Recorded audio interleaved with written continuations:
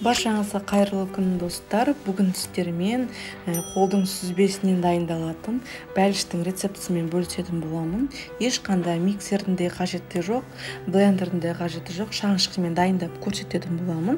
Өзім де бірінші рет дайындағалы отырмын. Видеоны соңына дейін қараңыздар. Ең алдымен қамырын дайындаймыз.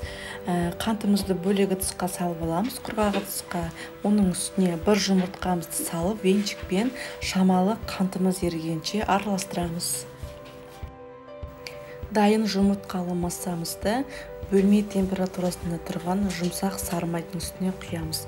Бізде сары май 82,5% сары май.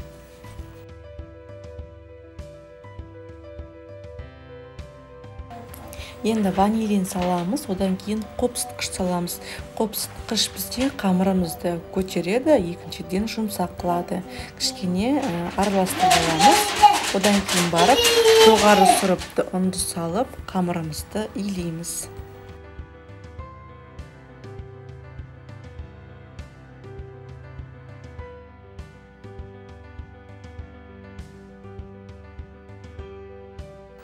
Мінекей достар, қамырымыз осындай жұмсақ қамыр болып шығады. Енді 24 сантиметрлік диаметрлік форманы пайдаландым.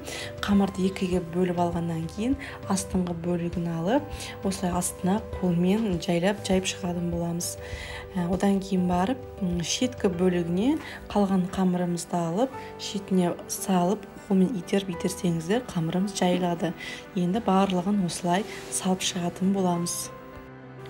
Бәрін салып болғаннан кейін шаңышқының көмегімен шетін тегістеп шығатын боламыз. Тегістеп болғаннан кейін үстін артық қамырлар шығып тұр ғой, соны шаңышқының көмегімен біркелкі етіп, вилкамен тегістеп қамырымызды алып шығатын боламыз. Бұл артылған қамырды осындай жұқа болып қалған жеріне, астыңғы бөлігі болсын, сол жерге салып тегістеп аламыз.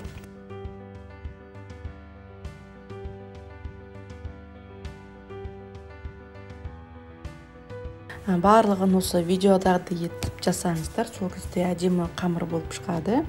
Одан кейін асты түсу кесе болсын, кез келген ыдыспен осылай астыңғы бөлігін тегістеп аламыз. Қамырдың әдемі дұрыс пісу үшін осылай шаңышқының көмегімен ортасын тесіп шығатын боламыз. Енді шеткі қамырымызды үстінен басатын боламыз. Шаңышқымен түзу тегіс әдемі болу үшін басамыз. Мінекей дайын.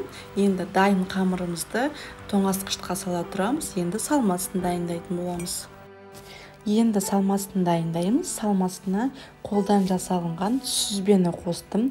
Бұндай сүзбе бізде дүкенде сатылады килограммда. Мен қызық үшін өзіме қалай болып шығады екен деп дайындап көріп жатырмын. Кішкене ірілеу екен, осылай қолмен езіп аламыз. Бір жағынан ешқандай блендерді керек емес, миксерді керек емес, шаңышқымен езіп жасайтын боламыз. Одан кейін қантымызды саламыз. Одан кейін бөлме температурасында тұрған жұмыртқаны саламыз. Одан кейін 20% қаймақты саламыз. Барлық құрамы бөлме температурасында тұрған болуы керек. Енді шаңышқымен барлығын езіп шығатын боламыз. Бұл рецепт ешқандай жаңағы блендері жоқ, миксері жоқ қыздарға арналады. Енді осындай болып шықты. Кішкене ірілеу болады екен. Кәдімгідей айырмашылық бар. Блендермен езгенмен шаңышқымен езілген екен айырмашылығы бар. Одан кейін дайын қамырымызды алып, тоңазытқышқа үстіне салмамызды салып, үстін шаңышқының көмегімен тегістеп аламыз. Түсу тегіс болу үшін осылай столдың үстіне болсын қойып, ұрып тегістейміз. Енді өзіңізде бар қатырылған жемістерді осылай үстіне себеміз. Болмаса дәл осы күйіп пісіріп алсаңыздар болады. Мен үстіне қарақат салып шықтым. Қарақатты осылай жүгері крахмалына аунатып саламыз. Сол кезде пісіп шыққан кезде қарақатымыз қатты езіліп кетпейді.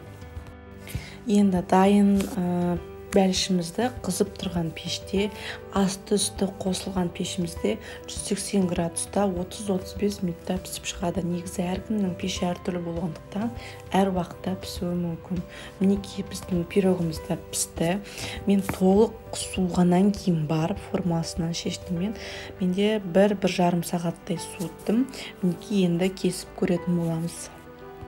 мінекей кесіп көрсетіп жатырмын. Өзіме дәмі ұнады. Мен тәжірибе ретінде жасап көрдім. Негізінде сіздерге бөлісейін. Шаңшыққымен және де қолдың сүзбесімен жасалғанмен кәдімгі блендермен езіп 9% сүзбемен жасалғандағы бәліштің айырмашылық бар екен. Қолдың сүзбесімен жасалған бәліште кішкене дәмі қышқылдық дәм сезіледі. Екіншіден кішкене творогымыз, яғни сүзбеміз ірілеу болып тұр, қатты тығыз болмайды екен. Ал блендермен езгеннен кейін және де 9% сүзбемен жасалған бәліште кішкене салмасы тығыздау болады және дәмдірек болып шығады. Осындай екі айырмашылық байқадым. Мінекей сіздермен тәжірибемен бөлісіп отырмын. Маған негізі екі рецепт те ұнайды. Толық құрамын описание бөліміне жазып кеттім. Егер де сіздерге ұнап жатса, лайк басып, комментарий жазып тіркеліп қойыңыздар. Алда әлі осындай бәліштерден болсын, тағамдардан болсын, тәжірибе ретінде жасап көретін рецепттерде шығатын болады. Сондықтан тіркеліп қойыңыздар. Сіздермен болған Гүлайым.